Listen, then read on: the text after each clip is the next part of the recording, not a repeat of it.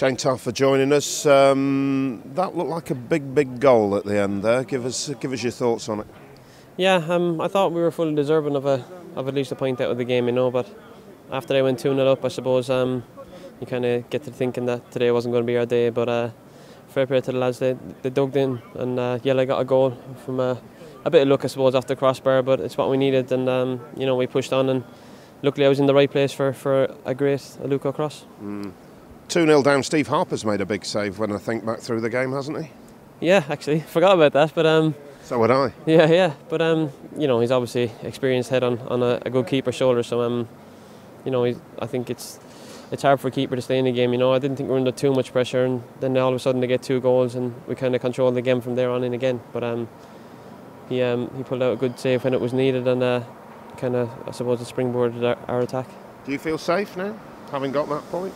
Yeah, I think today was a massive point for us. It keeps them 6 points behind us, and they have 2 games left with a worse goal difference, and I think we can look at Fulham as finishing behind us at least. So it was a big point for us. I think the big thing for us was not letting them get 3 points, because 36 on the table with Fulham 33 behind us, it's a bit more scary. So we can go to Aston Villa with not switching off or anything, but with a quietly confident that we're fairly safe. You've had an eventful day. First half, well, you've had 2 penalty appeals, I think. We'll go for the early one in the first half. What's going on there? Yeah, I've got the wrong side of, I think it was the left back arm yet, and he's pushed me in the back, and I went down, and obviously the ref didn't give it. He didn't think it was a pen, and I think he's wrong.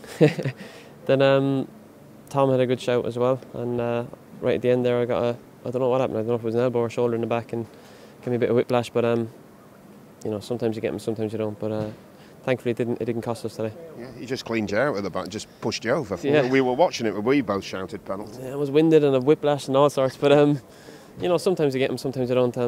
I think if the liner was the right side of the pitch, he might have seen it better, but the ref didn't think it was a pen, and ultimately it's his decision that matters. How much are you enjoying your football at Hull City? Yeah, loving it.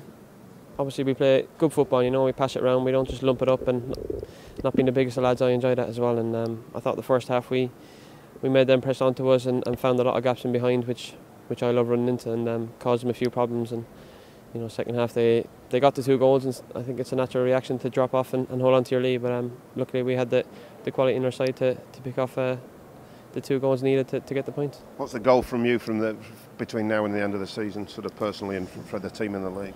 Well, yeah, just stay in the league ultimately, but we have 3 games left, and obviously going into every game thinking I can score a goal and add to my tally for the season. And the gaffer went out on a limb getting me and Yella in, and spent a bit of money, and hopefully I can reward him with goals on the pitch. Is there more to come from the partnership?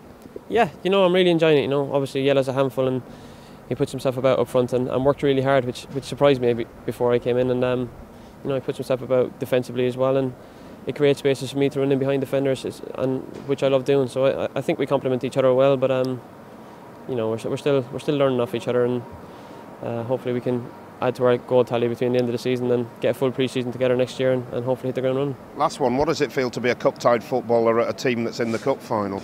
Yeah, it's fairly sickening. When you're growing up, you want to be in it. If you have any chance of getting an FA Cup final, you want to be there. But I'm delighted for the lads. It's been a good season for the gaff, keeping us safe, and well, hopefully, and getting to an FA Cup final, and you don't get that chance too often. So I hope for the lads that they go and do it, and I'll be supporting them every step of the way. The big bonus with Everton losing today is look like Arsenal will probably seal the Champions League. You'd be playing in Europe next season.